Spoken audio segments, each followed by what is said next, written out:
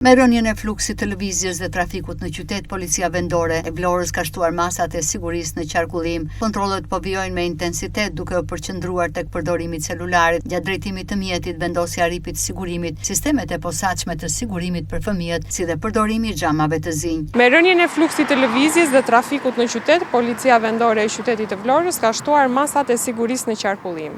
Kontrollet po vijojnë me intensitet duke u përqendruar te përdorimi i celularit gjatë drejtimit të mjetit, vendosja e ripit të sigurimit, sistemet e posaçme të sigurimit për fëmijët, si dhe të përdorimi i xhamave të zinj. Në fillim i muajit shtator janë vendosur rreth 2000 masa administrative. Në këtë periudhë janë arrestuar 18 drejtues mjetesh në gjendje të dehur dhe 16 shtetas pa leje drejtimi. Po ashtu janë aplikuar 520 masa administrative për mosvendosjen e kaskës, 12 masa ndaj mjeteve të transportit të nxënësve që nuk plotësonin rregullsitë, si dhe 310 masa për përdorimin e celularit gjatë drejtimit. Nga kontrollet e kryera 230 drejtues janë kapur në ndikimin e alkoolit, duke ju pezulluar patenta dhe duke u gjobitur, ndërsa 4 masa administrative janë vendosur për drejtuesit që nuk e përdorin sistemin e sigurimit për fëmijët. Gjithashtu 36 masa janë marrë ndaj automjeteve që qarkullojnë me xhama të zinj. Policia e Vlorës apelon për respektimin e rregullave të qarkullimit, duke theksuar se këto kontrolle do të vijojnë me qëllim rritjen e sigurisë rrugore dhe parandalimin e aksidenteve.